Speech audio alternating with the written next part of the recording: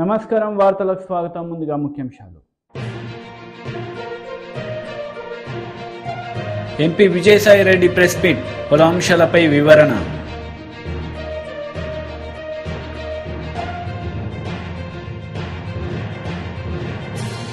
ప్రత్యేక హోదా సాధన లక్ష్యంగా ప్రతిజ్ఞ పూనిన ఏపీసీసీ చీఫ్ వైఎస్ షర్మిలారెడ్డి.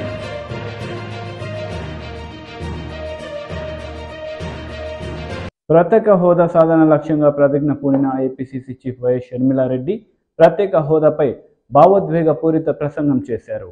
ప్రత్యేక హోదా మన రాష్ట్ర హక్కు, మన బిడ్డల హక్కు. ఈ రోజు ఎంతమంది విలువనిస్తున్నారు ప్రత్యేక హోదా గురించి?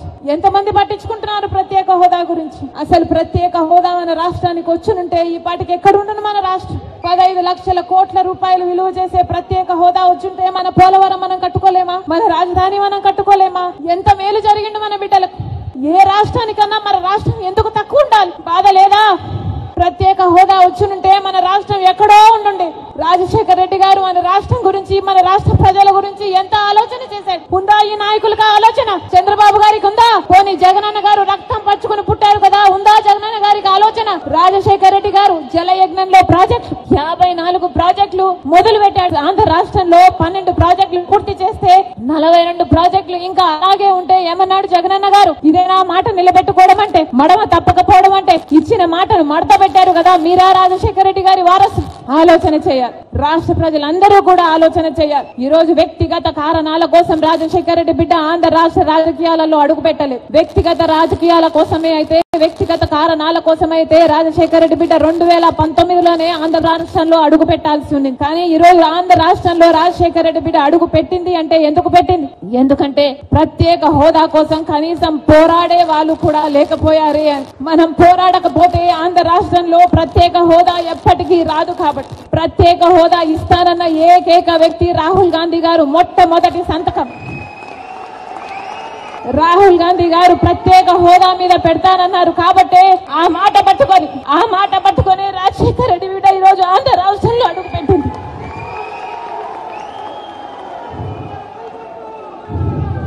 ప్రత్యేక హోదా లేకపోతే ఆంధ్ర రాష్ట్రానికి భవిష్యత్తే లేదు.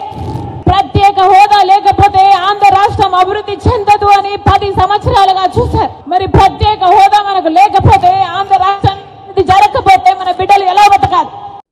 ఎంపీ విజయసాయి రెడ్డి మీడియా సమావేశం నిర్వహించారు. ఈ సందర్భంగా పలు అంశాలపై ఆయన మాట్లాడారు. తెలుగుదేశం పార్టీ, జనసేన పార్టీ రీసెంట్గా ఒక మహాసభ నిర్వహించారు. దాన్ని 20 ఎకరాల్లో నిర్వహించారు. ఆ 20 ఎకరాల్లో వాళ్ళు కొన్ని లక్షల మంది వచ్చినారని క్లెయిమ్ చేసుకోవడం జరిగింది. ఇటువంటి తప్పుడు ప్రకటనలు చేసేటటువంటి ఉద్దేశం వైఎస్ఆర్ కాంగ్రెస్ పార్టీకి ఉండదు. ఏదైతే నిజాలుగానే చెప్తామన్నటువంటి విషయాన్ని మీకు తెలియజేసుకుంటా ఉన్నాను. ఈ యొక్క సిద్ధం మహాసభ తర్వాత ఈ సిద్ధం మహాసభకి ఎందుకు ఈ సిద్ధం మహాసభ అని ప్రశ్నించినప్పుడు, సిద్ధం మహాసభకి ముందుగా, ఆఖరి మహాసభకు ముందుగా మా అభ్యర్థుల ఎంపికంతా కూడా దాదాపుగా పూర్తిగా వచ్చింది. తరువాత మేము మేనిఫెస్టోని తయారు చేసుకుంటా ఉన్నాం. దాదాపుగా దానిపైన డిస్కషను, మేనిఫెస్టో అంతా కూడా పూర్తయింది. మేము పోలింగ్ బూత్స్ ఏదైతే ఉన్నాయో పోలింగ్ బూత్ కమిటీలన్నింటినీ కూడా నిర్మాణం చేసుకోవడం జరిగింది. ఒక్కొక్క పోలింగ్ బూత్కి 15 మందిని ఎంపిక చేసుకోవడం జరిగింది. వాళ్ళందరికీ కూడా ట్రైనింగ్ ఇవ్వడం జరిగింది. పొలిటికల్ క్యాంపెయిన్ కింద వివిధ సభల్లో మా గౌరవ ముఖ్యమంత్రి వర్యులు సభలను ఉద్దేశించి, ప్రజలను రాష్ట్ర స్థూల ఉత్పత్తి విషయంలో కానీ ఆంధ్ర రాష్ట్రం ముందంజలో ఉంది. కాబట్టి ఈ సూచికలని పరిగణలోకి ప్రామాణికంగా తీసుకోవాల్సిందిగా నేను విజ్ఞప్తి చేస్తూ ఉన్నాను. ఎవరైతే విమర్శిస్తున్నారో వారికి ఇది జవాబు. మీరే చూస్తున్నారు, ఈ యొక్క నెల్లూరు ఈ ప్రాంతంలో, ఈ కోస్టల్ ప్రాంతంలో ఈ జిల్లాల్లోనే రామాయపట్నం పోర్టుని, సీ పోర్టు నౌకాశ్రయం ఏదైతే ఉందో, రికార్డు టైంలో జగన్మోహన్ రెడ్డి గారే దానికి శంకుస్థాపన చేసి దాన్ని ప్రారంభోత్సవం కూడా చేయబోతున్నారు. అలాంటి అభివృద్ధి అన్నటువంటిది మేము చూపించాం. అదేవిధంగా ఒక సీ పోర్ట్స్ విషయానికి వస్తే భావనపాడు కానీ, మచిలీపట్నం కానీ, కాకినాడ కానీ, రామాయపట్నం కానీ, కృష్ణపట్నం కానీ, వీటినన్నిటినీ కూడా అభివృద్ధి అన్నటువంటిది ఏంటి అన్నటువంటి దాన్ని ఒక నిర్వచనం వైఎస్ఆర్ కాంగ్రెస్ పార్టీ ప్రభుత్వం మనం చూపించడం జరిగింది. ఒక నౌకాశ్రయం విషయంలోనే కాదు, విశాఖపట్నం ఎయిర్పోర్ట్ కూడా చాలా త్వరితగతిన పనులన్నీ కూడా జరుగుతూ ఉన్నాయి.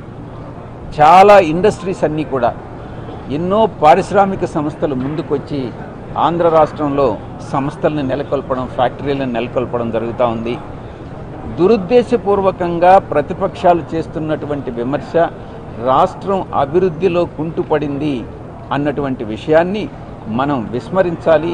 ప్రజలు నమ్మడం లేదు అన్నటువంటి విషయాన్ని కూడా నేను మీకు తెలియజేసుకుంటా ఉన్నాను. ఇక చాలా రీసెంట్గా 2-3 రోజుల క్రితం చంద్రబాబు నాయుడు గారు బీసీ డిక్లరేషన్ ఇచ్చారు. నేను ఒక్కటే ప్రశ్నిస్తా ఉన్నా, ఒక్కసారి మీరు గతంలో చేసినటువంటి ప్రకటన గుర్తు తెచ్చుకోండి. చంద్రబాబు గారు మీరేం చెప్పారు? బీసీలకు జడ్జెస్ కావడం, బీసీలు న్యాయమూర్తులు కావడం అన్నటువంటిది సమంజసం కాదు, వారికి ఆ యొక్క తెలివితేటలు ఉండవు అని మీ నోటితో మీరే చెప్పినటువంటి వ్యక్తి మీరు ఒక బీసీ డిక్లరేషన్ ఇవ్వడం అన్నటువంటిది హాస్యాస్పదంగా ఉంది అన్నటువంటి విషయాన్ని నేను తెలియజేస్తా ఉన్నా. బీసీల విషయంలో, బీసీ, ఎస్సీ, ఎస్టీ, మైనారిటీస్ విషయంలో వైఎస్ఆర్ కాంగ్రెస్ పార్టీ చేసినటువంటి నిర్ణయాలు కానీ, అమలు చేసినటువంటి నిర్ణయాలు కానీ, అది ప్రతి ఏరియాలో కూడా, అది సర్పంచుల విషయంలో కావచ్చు, వార్డు మెంబర్ల విషయంలో కావచ్చు, ఎంపీటీసీలు కావచ్చు, జెడ్పీటీసీలు కావచ్చు, శాసనసభ సభ్యులు కావచ్చు, శాసన మండలి సభ్యులు కావచ్చు, మంత్రివర్గ కూర్పు కావచ్చు, ప్రతి విషయంలో కార్పొరేషన్ మెంబర్స్ కావచ్చు, అదే సామాజిక వర్గానికి సంబంధించినటువంటి వివిధ కార్పొరేషన్లు వాటికి సంబంధించి కావచ్చు, ప్రతి ఒక్క విషయంలో కూడా ఆయన మంత్రి పేర్ని నాని మీడియా సమావేశం నిర్వహించారు. ఈ సందర్భంగా పలు అంశాలపై ఆయన మాట్లాడారు. అలాగే 10 సంవత్సరాలు ఆంధ్రప్రదేశ్ రాష్ట్ర అవిభాజ్య రాష్ట్ర మంత్రిగా ఎన్టీ రామారావు గారితోనూ, తర్వాత కూడా ఆయన మంత్రిగా పనిచేయడం జరిగింది. అలాగే వీరు మచిలీపట్నంలో జన్మించి స్కూల్ విద్య అంతా కూడా, అంటే పాఠశాల విద్య అంతా కూడా అవనిగడ్డలోను, అట్లాగే ఇంటర్మీడియట్ విద్య మచిలీపట్నం నేషనల్ కాలేజీలో కూడా ఇంటర్మీడియట్ మచిలీపట్నంలో చదువుకుని తర్వాత వైద్య విద్యను అభ్యసించి సర్జన్గా, ఆ తర్వాత క్యాన్సర్ సర్జన్గా 1988వ సంవత్సరం నుంచి కూడా ఆయన క్యాన్సర్ వైద్య నిపుణుడిగా సేవలు ప్రారంభించి ఇప్పటికి దాదాపుగా 35 సంవత్సరాల నుంచి ఆంధ్రప్రదేశ్ తెలంగాణ మాత్రమే కాకుండా, ఆంధ్ర తెలంగాణ మాత్రమే కాకుండా సౌత్ ఇండియాలోనే పేరుగాంచినటువంటి ఆంకాలజీ సర్జన్గా ఎంతో మందికి సేవలు అందించడం. రెండవది, ఆయన వారి తండ్రి గారు ఎన్టీ రామారావు గారితో సహచరుడిగా ఉన్నప్పటికీ కూడా క్యాన్సర్ వైద్య నిపుణుడిగా ఎల్లలు లేనటువంటి సేవలు అందించడం. మేమందరం కూడా కాంగ్రెస్ కుటుంబాల నుంచి వచ్చిన వాళ్ళం, కానీ మా ఊరు నుంచి ఏ పేషెంట్ ఉన్నా వారికి ఫోన్ చేసి రెఫర్ చేయటం, వారు అంతే మాతో ఎక్కడో కూడా వీళ్ళ పార్టీ వేరు, వీళ్ళు కాంగ్రెస్ పార్టీ, కానీ మా నాన్నగారు తెలుగుదేశం కాబట్టి అనే ఇంత కూడా మాకు అనుమానం అనేది లేకుండా వెంటనే రిసీవ్ చేసుకోవడం, కాల్ రిసీవ్ చేసుకోవడం, లేదా థియేటర్లో ఉంటే వెంటనే థియేటర్ నుంచి బయటకు వచ్చిన తర్వాత ఫోన్ చేయడం.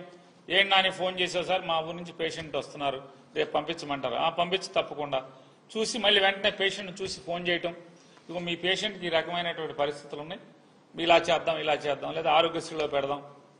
ఇట్లా ఎల్లలు లేనటువంటి ఈ పార్టీ ఆ పార్టీ అనేటువంటి సరిహద్దులు లేకుండా ఆయన సుమారుగా 35 సంవత్సరాలు అవిరళ సేవ అందించారు. మరి ఇంత గొప్ప, అంటే కేవలం కృష్ణా జిల్లా లేదా మచిలీపట్నమా, కృష్ణా జిల్లానా లేకపోతే అనేది కాకుండా ఆయన సేవలు విస్తృతమైనవి. ఇంత ప్రముఖమైనటువంటి నేపథ్యం ఉన్నటువంటి ఒక గొప్ప డాక్టర్, మచిలీపట్నం పార్లమెంటు ప్రజలకి సేవ చేయటానికి, అంటే ఇంత ఉన్నతమైన చదువులు చదువుకుని 35 ఏళ్ల పాటు ప్రజలకి వైద్య వృత్తి ద్వారా అనేకమైనటువంటి సేవలు అందించినటువంటి ఆయన వైఎస్ఆర్ కాంగ్రెస్ పార్టీ తరఫున పార్లమెంటు అభ్యర్థిగా పోటీ చేయటానికి ముందుకు వచ్చినందుకు మేమంతా కూడా ఆనందపడుతున్నాం.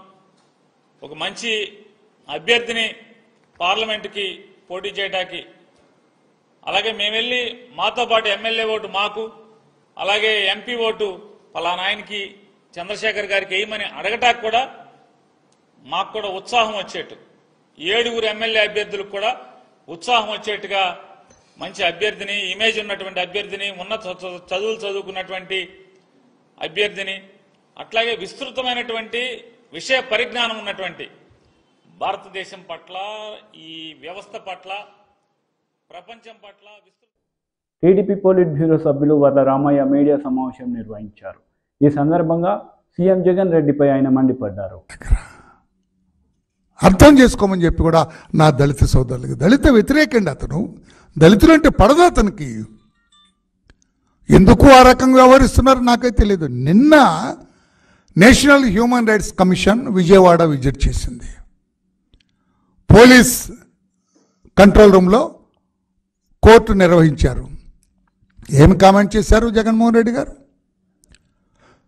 ఇతను ముఖ్యమంత్రిత్వంలో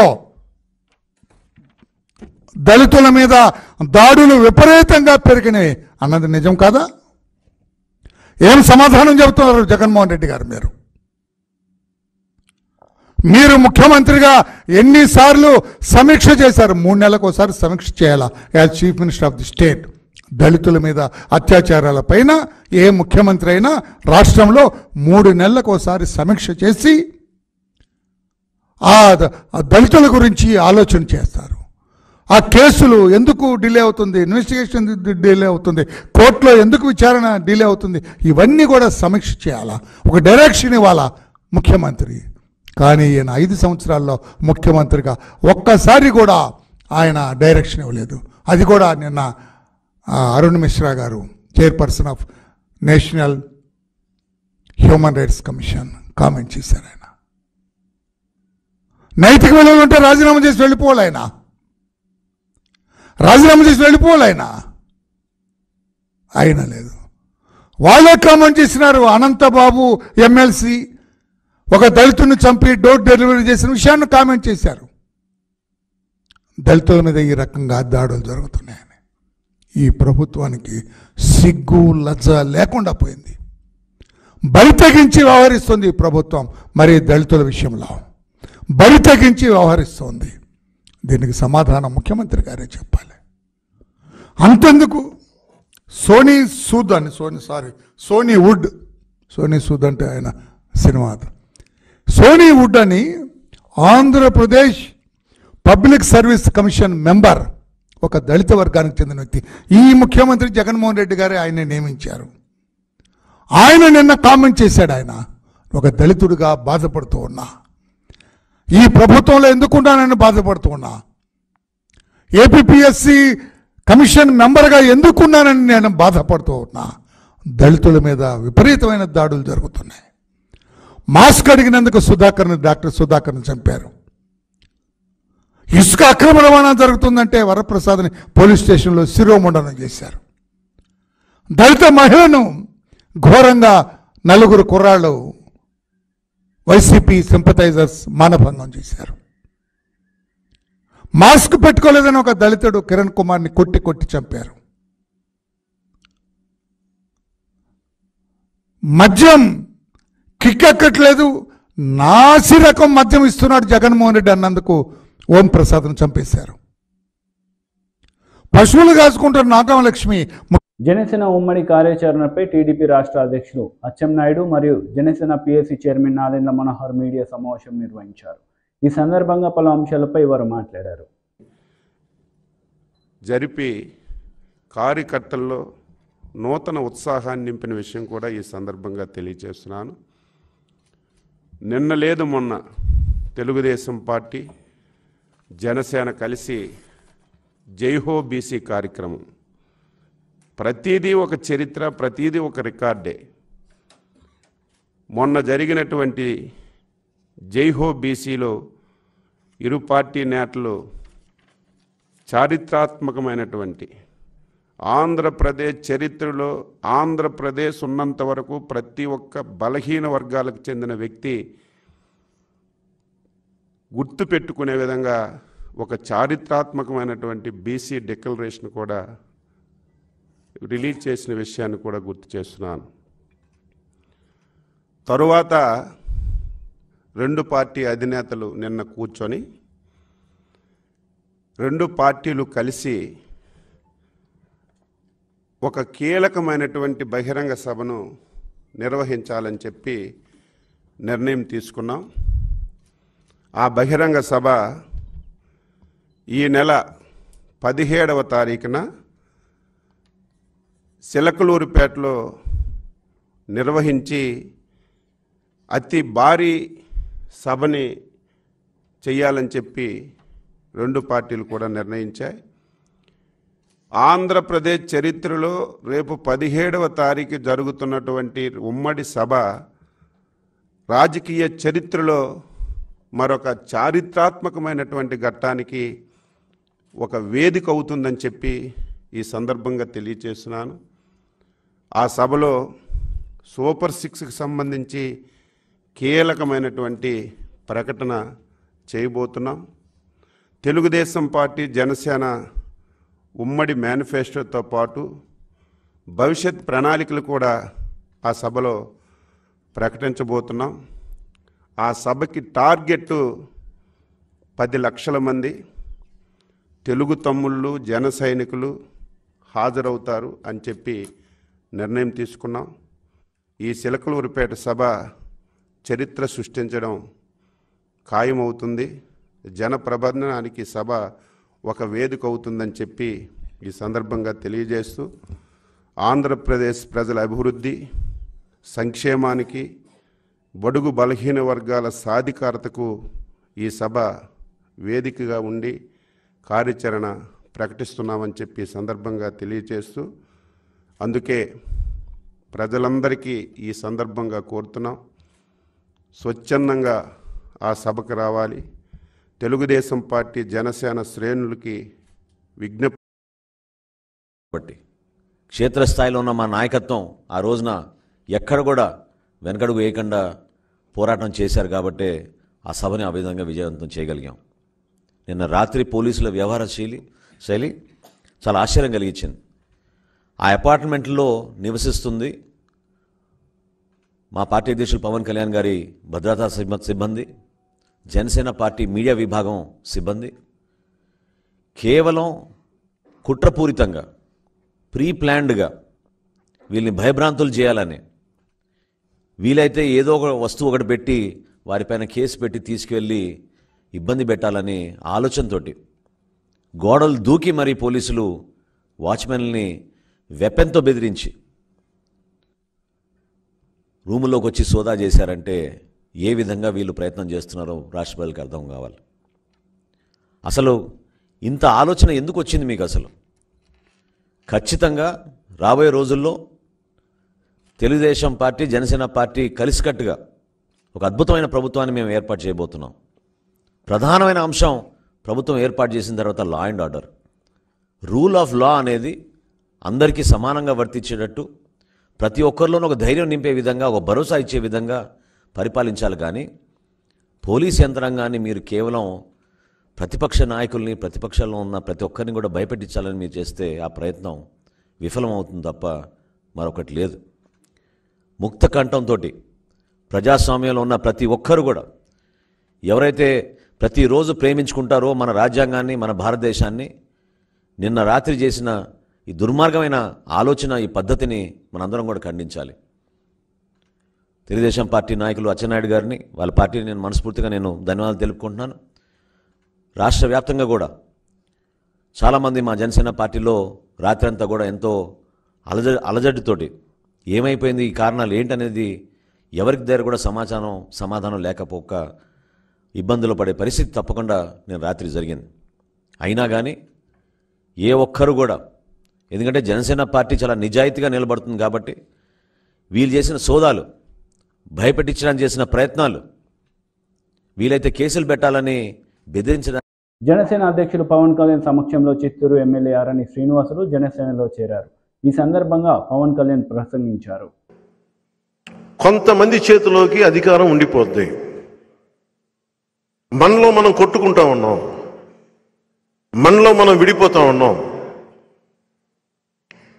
నాయకుడు ఎవరని కాదు, మన సమూహానికి పనిచేసేవాడా కాదా, రాయలసీమ ప్రాంతానికి న్యాయం చేసేవాడా కాదా, అదే చూడండి. నేనైతే ఎక్కడికి పారిపోను. నిన్న రాత్రి కూడా నేను పనిచేసే స్టాఫ్ కింద పోలీసులు వచ్చి, ఇక్కడ మనం కొంచెం రెంట్కి తీసుకుంటే బిల్డింగ్లో పోలీసులు వచ్చి మన దగ్గర పనిచేసే స్టాఫ్ని భయపెట్టే స్థాయికి వెళ్ళిపోతా ఉన్నారు. జగన్ ప్రభుత్వానికి ఒకటే చెప్తున్నాను, జగన్ ఇది 2009 కాదు, జగన్ ఇది 2024. మర్చిపోయి మీకు చెప్తున్నాను, ముఖ్యంగా మీరందరూ రాయలసీమ ప్రాంతం నుంచి వచ్చారు కాబట్టి చెప్తున్నాను. నేను ప్రాణాలకు తెగించే వచ్చాను రాజకీయాల్లోకి. నేను భయపడను. నేను రౌడిజంకి, గుండాలకి, దాష్టీకాలు చేసే వాళ్ళకి నేను భయపడే వ్యక్తిని కాదు. కాకపోతే మూర్ఖంగా వెళ్ళిపోయి, ఏ వ్యూహం లేకుండా వెళ్ళిపోయి ప్రాణాలు అర్పించుకున్న అజ్ఞానిని కూడా కాదు. మూర్ఖంగా వెళ్ళిపోయి, మొండి పట్టుతో వెళ్ళిపోయి గొడవ పెట్టుకోవడం కాదు, వ్యూహంతో గొడవ పెట్టుకోవాలి. మీరు కలిసికట్టుగా గొడవ పెట్టుకోవాలి, సమిష్టిగా గొడవ పెట్టుకోవాలి. మనల్ని తన్ని తగలేసే వాళ్ళని బయటికి తన్ని తగలేసే వరకు మనం పోరాడాలి. మన దగ్గరికి వచ్చి చెప్పొద్దు, ఈయన ఎమ్మెల్యే, వైసీపీ ఎమ్మెల్యే. నిజంగా వైసీపీ ప్రజాస్వామ్యబద్ధమైన పార్టీ అయితే, పార్టీ కోసం నిలబడ్డ వ్యక్తి, నువ్వు ఎంత ఎమ్మెల్యే అవ్వు, ఆ కర్నూలు చెందిన ఎమ్మెల్యేను ఎమ్మెల్సీ ఆయన కూడా చెప్తా ఉన్నారు, నీకు పూర్తిగా నువ్వు ఎమ్మెల్యే అవ్వు, నీకు బ్లూ లైట్ కార్ ఇస్తాం, నీకు గన్మెన్ ఇస్తాం, కొన్ని సంతకాలు పెట్టడానికి అవకాశం ఇస్తామేమో, కానీ ప్రాక్సీ ఎమ్మెల్యే మావాడే ఉంటాడు, వాళ్ళు గుంపే ఉంటుంది. ఇంతకాటికి అధికారం ఎందుకు ఎమ్మెల్యే దేనికి? అలాంటి వ్యధ పడే ఈ రోజున మన శ్రీనివాసులు గారు, ఆరణి శ్రీనివాసులు గారు వ్యధతో బయటకు వచ్చాడు ఈ రోజున. వైసీపీ ప్రజాస్వామ్యంలో నువ్వు బతకనివ్వాలి కదా, ప్రజల చేత ఎన్నుకోబడ్డ వ్యక్తి కదా. రాయలసీమ నుంచి ప్రతిసారి 2008లో ఉండింది తెగింపు, 2008లో నేను తెగింపు చూశాను. ఆ రోజున 2024 వచ్చేటప్పటికి అందరూ భయపడుతూ ఉన్నారు. ఆ భయం అనే ఇనప తెరల్ని పగలగొట్టుకొని ఈ రోజున శ్రీనివాసులు గారు వచ్చారు. మనం గనుక ఈ రోజున గనుక మనం రాయలసీమని ఈ గుంపు నుంచి, జగన్ గుంపు నుంచి కనుక మనం రక్షించుకోకపోతే మన బిడ్డల్ని ఎవరు కాపాడలేరు. నిజంగా చెప్తున్నాను, ఇది చప్పట్లు కొట్టుకోవడానికో లేదు, నాకేం సరదా కాదు. పొద్దున్న లేస్తే చాలామంది సన్నాసుల చేత మాట అనిపించుకోవడం నాకు ఇష్టం లేదు. అవన్నీ నాకు సినిమాల్లో కూర్చుంటే నన్ను ఎవడు అండ అసలు. కానీ ఇవన్నీ దాటి నేను ఎందుకు వచ్చానంటే, ఒక సుగాలి ప్రీతి తల్లి ఏడుపు కనిపిస్తుంది నాకు. అలాగే మన చిత్తూరుకు వస్తే ఒక అకారణంగా మన కొట్టేసాయి చంప మీద పడిన దెబ్బ నాకు కనిపిస్తుంది. ఈరోజు కనిపించింది, అంతకు కనిపించిన దెబ్బలు ఎన్నో. ఉదాహరణకి నేను మొన్న కొట్టేసాయిని చుట్టానికి ఎయిర్పోర్ట్లో దిగ్గానే ఒక కుర్రోడు, ఒక యువకుడు వచ్చి నా దగ్గరికి ఇంత పేపర్స్ విసిరేశాడు. అన్న చూడన్నా, విసిరేస్తే దాని లోపల చూస్తే ఎఫ్ఐఆర్ ఉంది. అన్న నేను ఎఫ్ఐఆర్ దేనికంటే ఏం లేదన్నా, రైసులు. వార్తలు ముగించే ముందు ముఖ్యాంశాలు మరోసారి. MP Vijayasai Reddy press meet, పలు అంశాలపై వివరణ.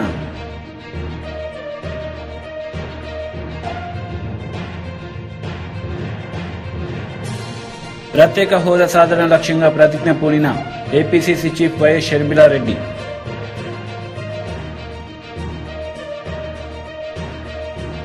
ఈ వార్తలు ఇంతటితో సమాప్తం. తిరిగి ప్రసారమయ్యే వార్తల్లో మళ్ళీ కలుద్దాం.